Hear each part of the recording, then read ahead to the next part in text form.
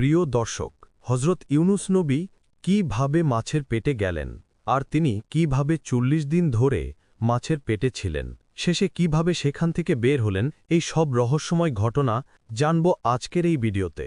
একদা আল্লাহ রাব্বুল আলামিন হজরত ইউনুস আলাইহি ওয়াসাল্লামকে ওহির মাধ্যমে জানিয়ে দিলেন, হে ইউনুস, তুমি তোমার কৌমের লোকেদের নিকট হেদায়েতের জন্য তাদের দিনের পথে আহ্বান করো। যদি তোমার কৌমের লোকগণ হেদায়েত কবুল না করে তবে আমি তাদেরকে সেইভাবে ধ্বংস করে দিব যেভাবে ইতিপূর্বে আদ ও সামুদ জাতিকে ধ্বংস করেছিলাম। অতপর হজরত ইউনুস আলাইহি ওয়াসাল্লাম তার কৌমের নিকট গিয়ে বললেন, হে আমার কৌম, তোমরা স্বীকার করে নাও আল্লাহ রাব্বুল আলামিন ব্যতীত আর কোনো উপাস্য নেই, আমি তার প্রেরিত রাসূল। তোমরা দেবদেবীর পূজা পরিত্যাগ করে এক নিরাকার ও সর্বশক্তিমান আল্লাহ রাব্বুল আলামিনের উপাস্য ও ইবাদত করো এবং আমার উপদেশ ও আদেশ অনুযায়ী কাজকর্ম করো। কিন্তু কওমের লোকগণ তার কথার প্রতি কোনো কর্ণপাতই করল না, বরং তারা জবাব দিল, হে ইউনুস, তুমি যদি আমাদেরকে টুকরো টুকরো করে ফেলো তথাপিও আমরা তোমার কথা শুনে আমাদের পূর্বপুরুষদের ধর্ম ত্যাগ করব না এবং আমরা কোনোদিনই দেবদেবীর উপাসনা ছাড়ব না। হজরত ইউনুস আলাইহি ওয়াসাল্লাম বললেন, তোমরা যেই কথা বলছ তা তোমাদের জন্য ভীষণ বিপদের কারণ হবে।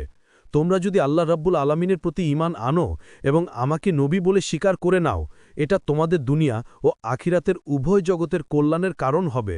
যদি তোমরা কল্যাণ ও মঙ্গল কামনা করো তবে তোমাদের ভুল পথ পরিত্যাগ করে আল্লাহ রাব্বুল আলামিনের ইবাদতে লিপ্ত হও, আর নইলে অবশ্যই তোমাদের প্রতি আল্লাহ রাব্বুল আলামিনের গজব নাজুল হবে, আর আখিরাতে তোমরা অনন্তকাল ধরে দুযোগের আগুনে জ্বলতে থাকবে।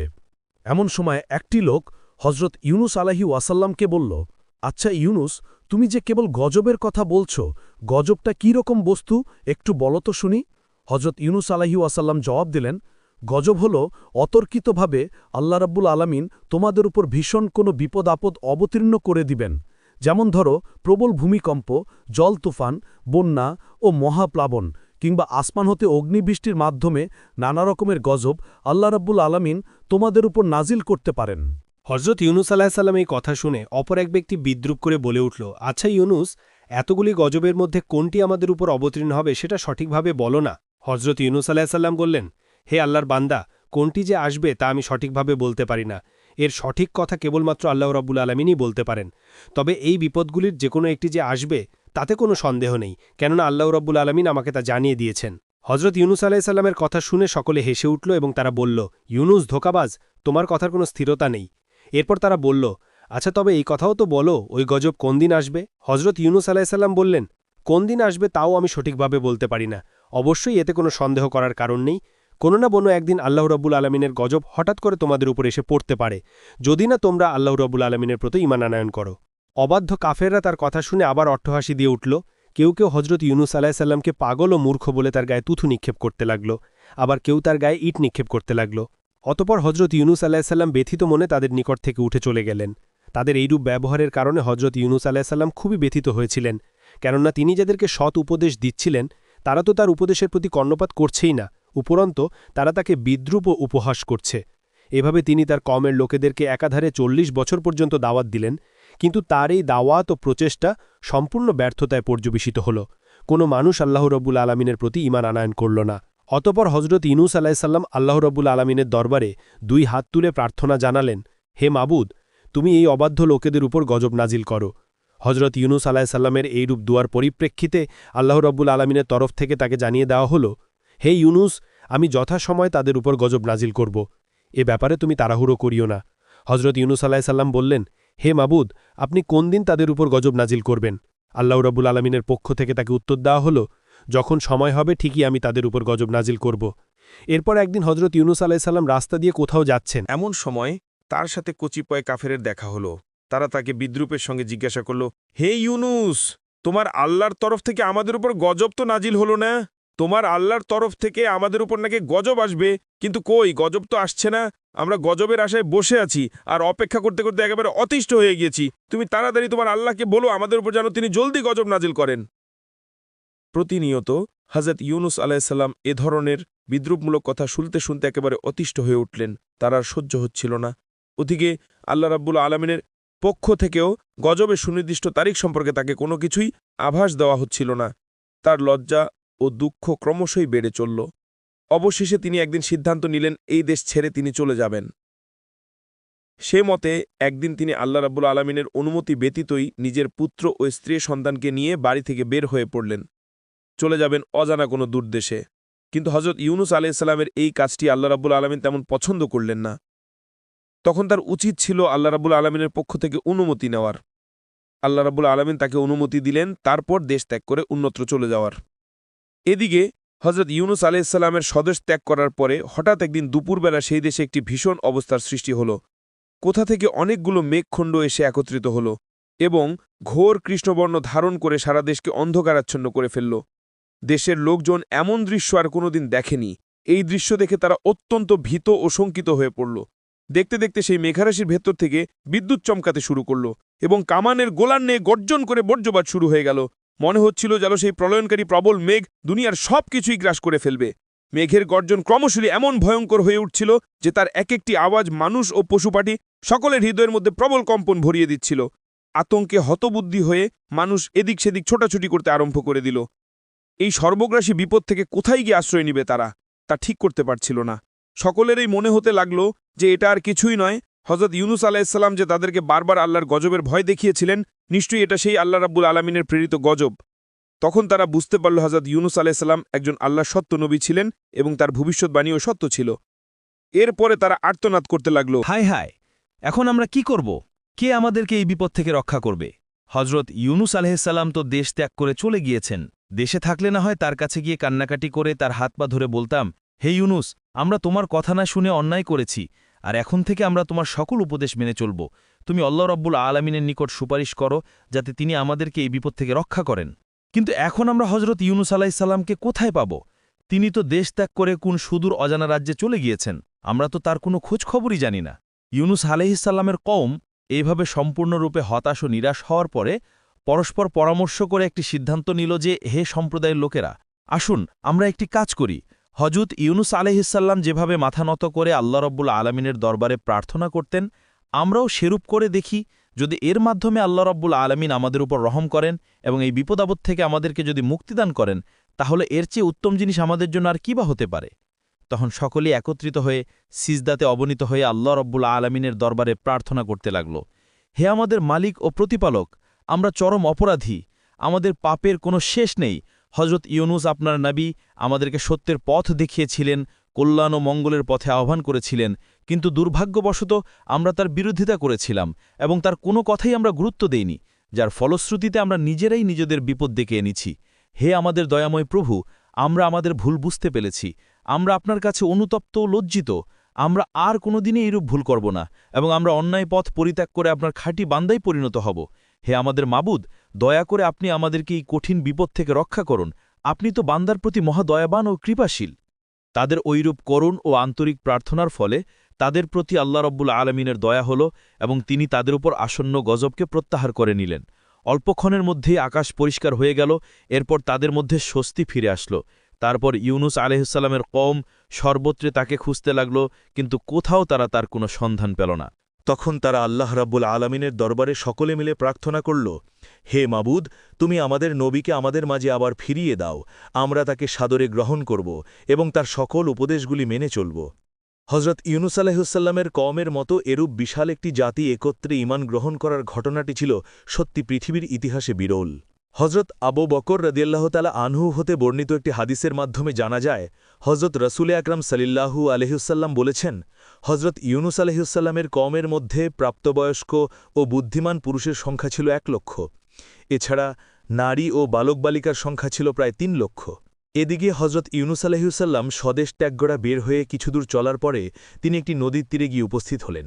তখন তিনি তার 2 পুত্র ও স্ত্রীকে নিয়ে একত্রে নদী পার হওয়ার চিন্তাভাবনা করতে লাগলেন। কিন্তু তিনি ভেবে দেখলেন সকলকে নিয়ে একত্রে নদী পার হওয়া সম্ভব নয়। তাই তিনি তার বড় ছেলেটিকে নদীর তীরে দাঁড় করিয়ে রেখে ছোট ছেলেটিকে কাঁধে তুলে নিলেন এবং তার স্ত্রীর হাত ধরে নদী পার হতে লাগলেন। প্রথমত নদীর মধ্যে কোনো ঢেউই ছিল না, কিন্তু যেই না হজরত ইউনুস আলাইহিসসালাম নদীর মাঝ বরাবর পৌঁছালেন, এমনি নদীতে প্রবল ঢেউয়ের শুরু হল। হঠাৎ করে এরকম বিপদে হজরত ইউনুস আলাইহিসসালাম কি করবেন কিছুই ঠিক করতে পারছিলেন না। তিনি তার স্ত্রীকে শক্তভাবে ধরে রেখেছিলেন, কিন্তু স্রোতের গতি এতই প্রবল ছিল যে তিনি আর তাকে ধরে রাখতে পারলেন না। স্ত্রী তার হাত থেকে ফুসকে চলে গেল। স্ত্রীকে রক্ষা করতে গিয়ে যখন তিনি তার প্রতি মনোনিবেশ করেছিলেন, তখন তার ঘাড়ের ওপরে থাকা ছোট ছেলেটির প্রতি তিনি অন্যমনস্ক হয়ে পড়েছিলেন। আর সেই কারণে তার ছোট ছেলেটিও ঘাট থেকে পড়ে গিয়ে নদী স্রোতের সাথে কোথায় যেন বিলীন হয়ে গেল। তাদের মধ্যে কাউকেই তিনি উদ্ধার করতে সক্ষম হলেন না। তখন নদীর পাড়ে রেখে আসা বড় ছেলেটিকে উদ্ধার করার জন্য যেই না নদীর পাড়ের নিকটবর্তী হলেন, তখন তিনি দেখতে পেলেন একটি বাঘ তার ছেলেটিকে আক্রমণ করে তাকে ধরে নিয়ে দ্রুত জঙ্গলের মধ্যে চলে গেল। তখন আর তিনি কি করবেন? এভাবেই তিনি স্ত্রীপুত্রকে হারিয়ে শোকাহত মনে একাই নদীর পাড় ধরে সম্মুখে চলতে লাগলেন। বহুদূর পথ অতিক্রম করার পর তিনি দেখতে পেলেন একটি বিরাট নদীর কোলে একটি জাহাজ নঙ্গর করা রয়েছে। বহু যাত্রী পূর্বে সেই জাহাজে আরোহণ করেছিল, তিনিও তাতে আরোহণ করলেন। অল্পক্ষণের মধ্যেই তা নদীর সীমানা পেরিয়ে সমুদ্রে গিয়ে উপনীত হল।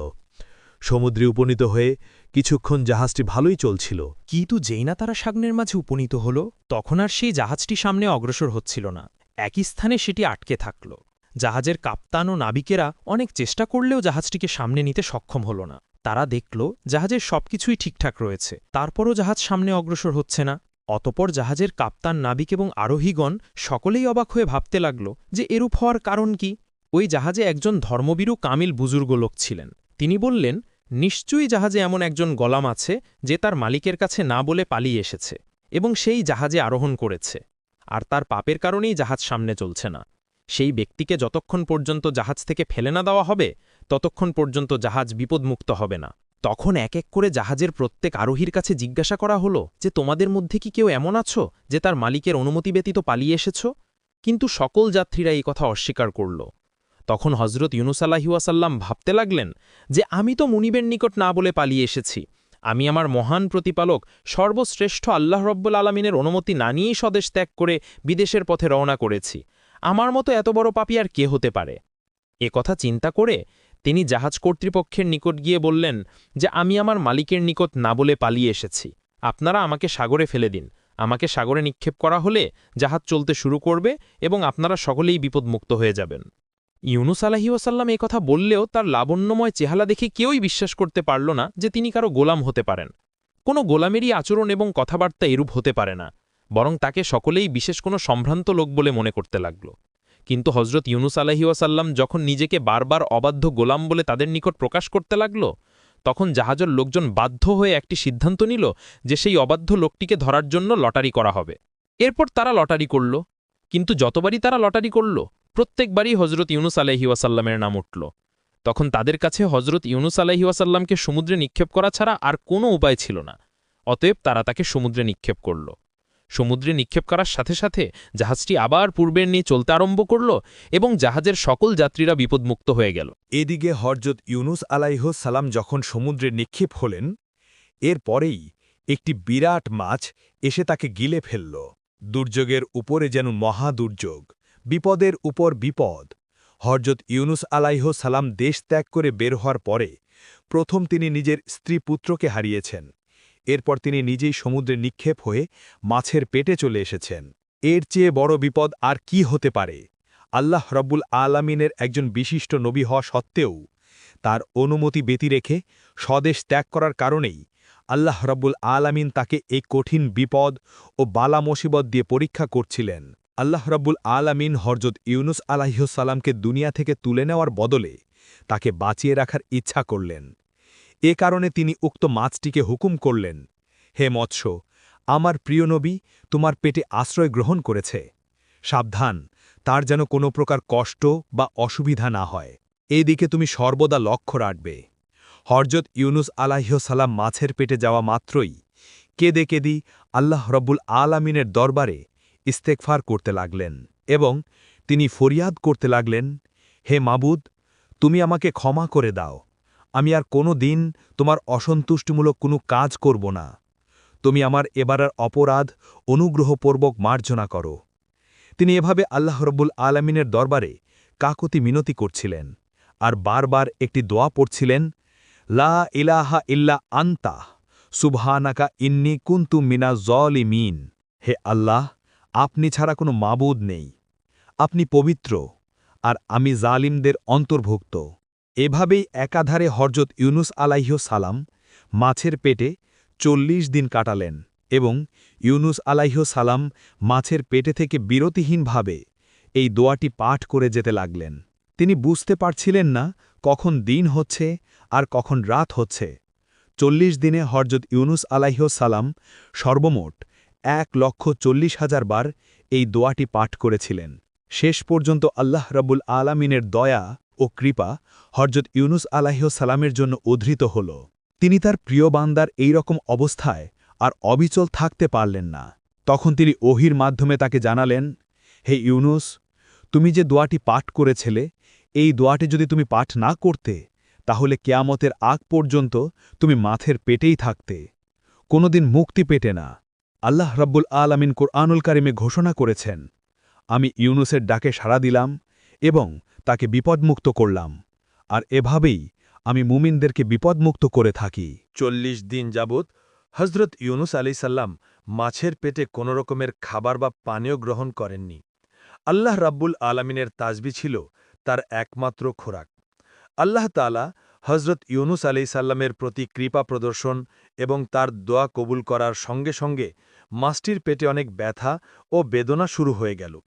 মাছটি ব্যথা ও যন্ত্রণায় অস্থির হয়ে পড়ল।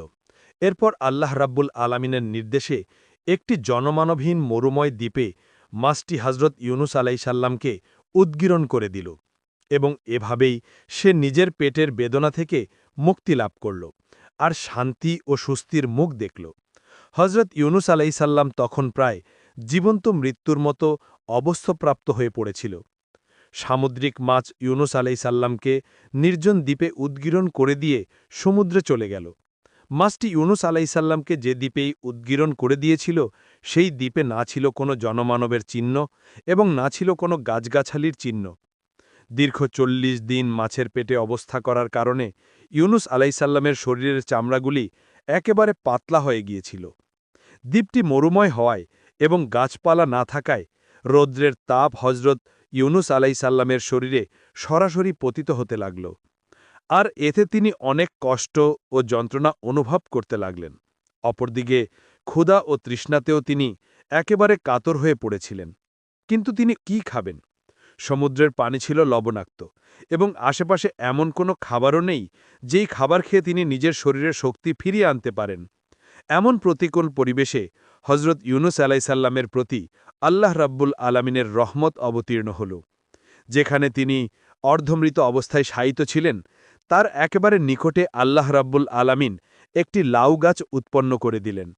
দেখতে দেখতে লাউ গাছটি বড় হয়ে গেল এবং বড় হয়ে ক্ষান্ত থাকল না, তা একটি জোপে পরিণত হল আর হজরত ইউনুস আলাইসাল্লামের শান্তির জন্য পরম আরামদায়ক ছায়া প্রদর্শন করতে লাগল। আল্লাহ রাব্বুল আলামিনের এই অশেষ কৃপায় ইউনুস আলাইসাল্লাম অশেষ শুকরিয়া আদায় করলেন। সেই অবস্থানে বিশ্রাম করে তার প্রাণ শীতল হয়ে গেল। একটু পরেই তিনি দেখতে পেলেন সেই গাছে কতগুলি ফল ধরল। দেখতে দেখতে সেই ফলগুলি বড় হল। এই ফলগুলি দেখতে লাউয়ের মতো হলেও সেগুলি ছিল অত্যন্ত মিষ্ট ও সুস্বাদু। তার মধ্য থেকে আল্লাহ রাব্বুল আলামিন একটি ফল হজরত ইউনুস আলাইসাল্লামকে ভক্ষণ করার ব্যবস্থা করে দিলেন।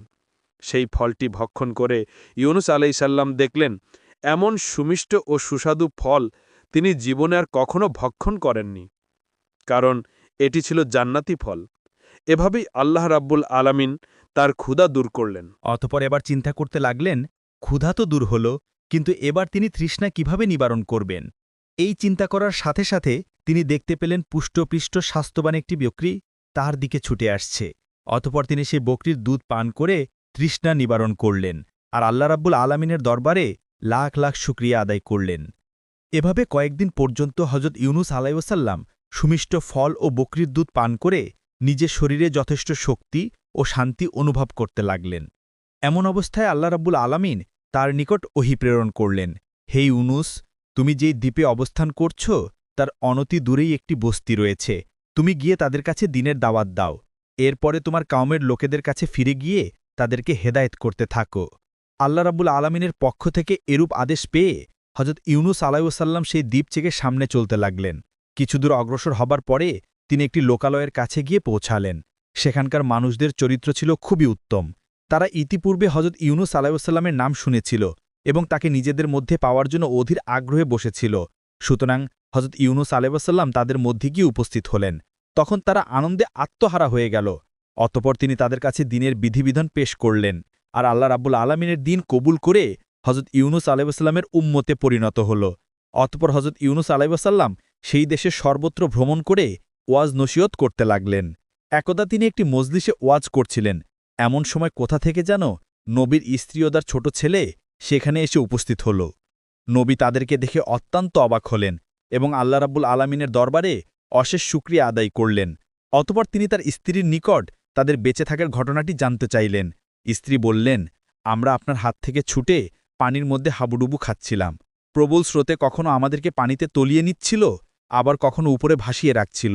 আমরা অত্যন্ত ভীত হয়ে পড়েছিলাম। এভাবে কয়েক ঘন্টা চলার পরে আমাদের পায়ের নিচে মাটি আসলো। তখন আমরা সেখানে সোজা হয়ে দাঁড়ালাম, আর এর মধ্যে স্রোতের প্রবলতা কিছুটা কমে গেল। একটু পরে আমরা দেখতে পেলাম সেখানকার পানি সম্পূর্ণরূপে শুকিয়ে গিয়েছে। তখন আমরা সেখান থেকে উঁচু স্থানের দিকে হাঁটতে লাগলাম। কিছুদূর হাঁটার পরে আমাদের সাথে কয়েকজন মানুষের দেখা সাক্ষাৎ হলো। তারা আমাদেরকে অসহায় অবস্থায় দেখে আমাদের নিকট আসলো এবং আমাদের পরিচয় জিজ্ঞাসা করল। আমি তখন আপনার নাম বলে পরিচয় দিলাম। তারা আমাদেরকে যথেষ্ট সম্মান প্রদর্শন করে তাদের সঙ্গে নিয়ে চলল। আমরা তাদের সাথে তাদের বাড়িতে গিয়ে পৌঁছালাম। তারা আমাদেরকে সেখানে আশ্রয় দিল এবং আমাদের থাকা খাওয়ার সম্পূর্ণ ব্যবস্থা করে দিল। এভাবেই দিন চলছিল। একদিন আমি স্বপ্নে দেখলাম একজন শুভ্র পোশাক পরিহিত ব্যক্তি আমাকে বলছে, হে নবীর স্ত্রী, তোমার স্বামীর ওপর আল্লাহ রাব্বুল আলামিনের পরীক্ষা শেষ হয়েছে। অল্প দিনের মধ্যেই তার সাথে তোমার সাক্ষাৎ হবে এবং আল্লাহ রাব্বুল আলামিন তোমাদের সুখের দিন ফিরিয়ে দিবেন। এরপর একদিন আমরা জানতে পারলাম যে আপনি এই লোকালয়ে আগমন করেছেন, আর এই খবর পেয়েই আমরা আপনার কাছে এসে উপস্থিত হলাম। স্ত্রীর মুখে এই কাহিনী শুনে নবী অনেক খুশি হলেন এবং আল্লাহ রাব্বুল আলামিনের দরবারে লাখ লাখ শুকরিয়া আদায় করলেন। একদিন পর হজরত ইউনুস আলাইহিস সালাম এক বৈঠকে বসে কয়েকজন লোককে উপদেশ প্রদান করছিলেন। এমন সময় একজন লোক সেখানে এসে উপস্থিত হয়ে বললেন, হুজুর, কিছুদিনের আগের ঘটনা। আমরা ৮ থেকে ১০ জন লোক একটি জঙ্গলে কাঠ কাটার উদ্দেশ্যে গমন করলাম। হঠাৎ আমরা দেখতে পেলাম একটি বাঘ একটি বালককে নিয়ে দ্রুত জঙ্গলের অভ্যন্তরে চলে যাচ্ছে। তখন আমরা সকলে মিলে অস্ত্রশস্ত্র নিয়ে বাঘটিকে ধাওয়া করলাম। আমাদের ধাওয়া খেয়ে বাঘটি বালকটিকে ছেড়ে চলে গেল। বালকটি সম্পূর্ণ মুমূর্ষ অবস্থায় পড়েছিল। এরপর আমিও আমার বন্ধুরা বালকটিকে বাড়িতে নিয়ে এসে অনেক চিকিৎসা ও সেবা যত্ন করলাম, যার কারণে সে সম্পূর্ণরূপে আরোগ্য লাভ করল এবং সুস্থ হয়ে উঠল। সুস্থ হওয়ার পরে সে তার সম্পূর্ণ ঘটনা আমাদেরকে খুলে বলল এবং সে বলল যে আমি আল্লাহর নবী হজরত ইউনুস আলাইহিস সালামের পুত্র। তখন হজরত ইউনুস আলাইহিস সালাম বললেন, আমার পুত্র কোথায়? তাকে জলদি নিয়ে এসো। লোকটি বলল, হুজুর, এখনই আমার সঙ্গে লোকজন তাকে নিয়ে আপনার কাছে উপস্থিত হবেন। এর কিছুক্ষণ পরে হজরত ইউনুস আলাইহিস সালামের ছেলেটিকে নিয়ে কিছু লোক তার কাছে উপস্থিত হল। ছেলেকে এভাবে অকল্পনীয়ভাবে ফিরে পেয়ে হজরত ইউনুস আলাইহিস সালাম আল্লাহ রাব্বুল আলামিনের দরবারে লাখ লাখ শুকরিয়া আদায় করতে